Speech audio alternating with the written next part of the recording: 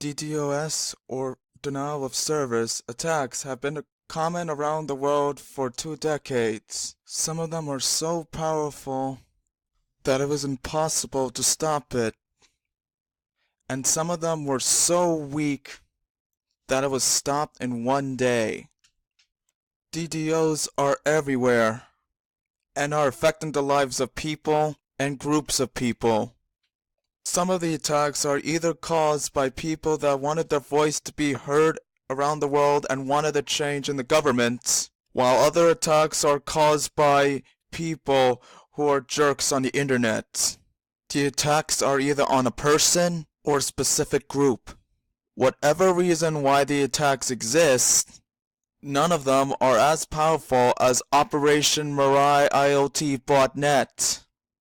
There have been several attacks that involved the Mirai botnets. It was first discovered in August 2016 by Malware Must Die.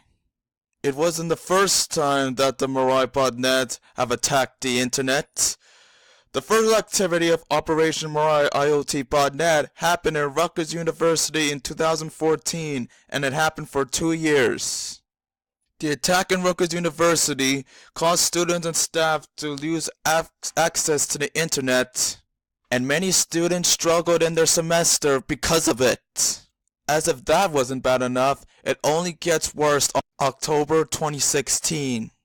The most powerful attack, or at least one of them, is the DIN attack on October 21st, 2016. The attack basically caused problems with channels such as Netflix, Twitter, Reddit, and so many other websites. The attack was discovered by Level 3 Communications, and ever since, the Mirai bots have grown. The attack had a bad effect on a blogger named Brian Krebs, since the attack on his website was at 620 bits per second. The man who caused the attack was unknown, but that same guy would attack Liberia's internet service the next month. Lastly, the Mirai bots caused the Security Affairs website to go offline after the website posted a story of Mirai Okiru on January 14, 2018. The mysteries of the Mirai bots still seemed unknown to this day, and it raised a lot of questions, which is what I'll be asking right now. Who created the Mirai bot attacks? Why did the attacks happen?